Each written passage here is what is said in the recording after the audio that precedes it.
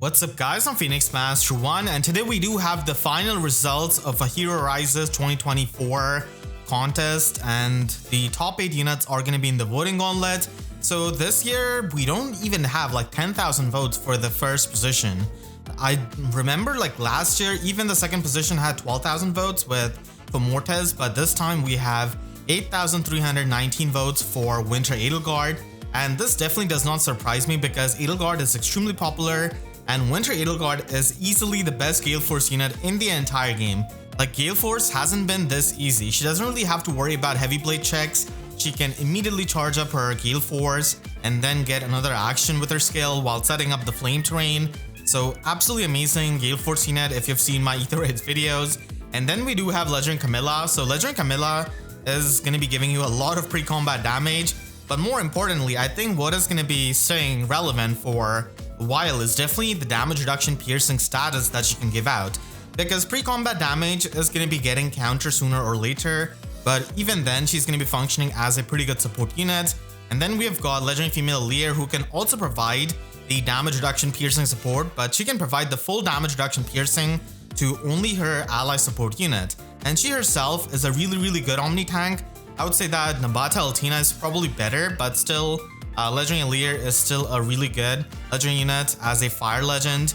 And Thick Galvic does have 3 actions, and she can easily be slotted in for a flyer line or a cav line in Anima Aether defense, but she's not the best nuke, I would say, because her damage reduction is only there for the first stack and not against the brave hits. So oftentimes many of the brave weapon users can just kill her, so she's going to be dying a lot of times, but in Aether Chaos she's going to be functioning as a really good Gale Force unit.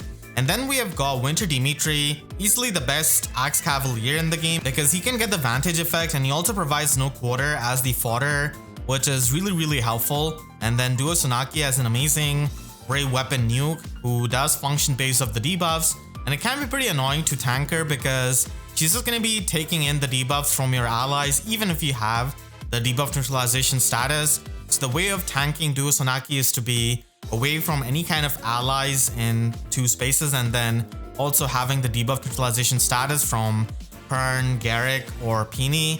And then we have got Wind Tribe Claude, and he is the lethality king by having easy lethalities with the special jumping, but now we do have Drive Scowl of Veil, and there's also Winter Pilot with the Super Scowl in his weapon. So Wind Tribe Claude is not at his peak as he used to be before, in my opinion. Finishing off top 8, we have got Attuned Peony as the only attuned unit in the top 8. So she's an amazing dancer. She can provide you the Attack Oath Echo skill, and she also provides you with the healing and the dot status with the Rock Slide dance. So definitely one of the better dancers in the game. Nabata Altina was actually really close. She was in the 9th position, and this really surprised me that Winter Pilot was not in top 8 because he's basically the best far save tank as of making this video. But save tanks don't really have as much of the shelf life compared to a lot of the other units, so maybe because of that, but I was really expecting him to be in the top 8. Then we have got Veil in 11th position. Drive Scowl is amazing. And we also have Newer Sather, who's a recent unit, Lucina as the rearmed unit, and then also Halloween Anna with a lot of good fodder.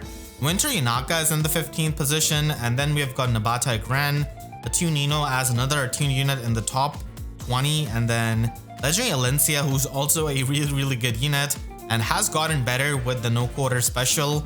And then Summer Fiorma is kind of surprising because she's not really as good as she was when she came out. They're just much better tanks. And then finally we have got Ivy finishing off top 20. So I do believe that if he had an Emblem Marth available as the votable hero, he would have been top 8 for sure, but unfortunately he wasn't. And based on last year's seeding, this should be the top 8 bracket. So Edelgard is going to be facing off against Attuned Peony, and then Galvig is facing Winter Dimitri, Camilla faces Claude, and then Legendary Female Lear versus Duo Sonaki. So this should be the bracket if they don't really change the seeding, which they haven't really done before.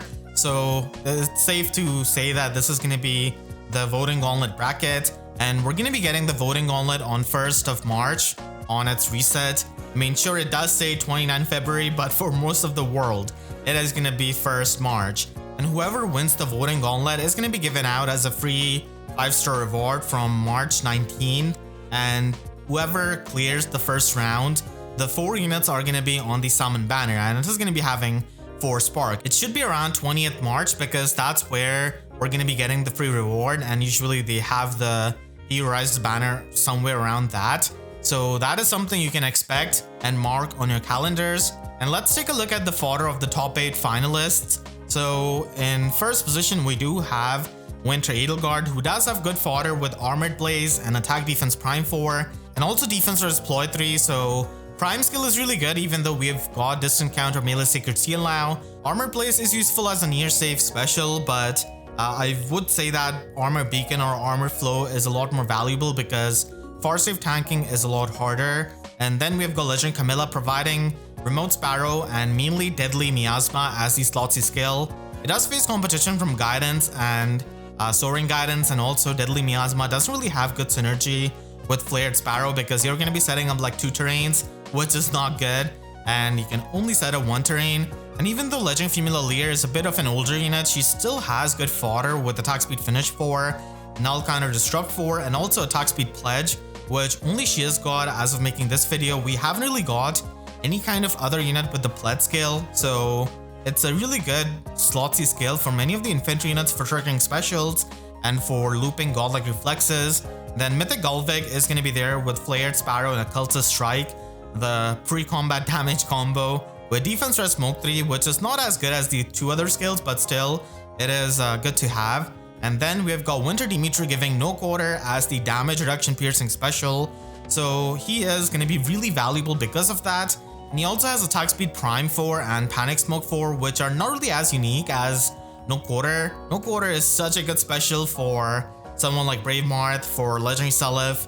It's amazing because we have a lot of nukes with a lot of damage reduction, so it does help on many tanks as well, and also on nukes like Legendary Elencia, for example.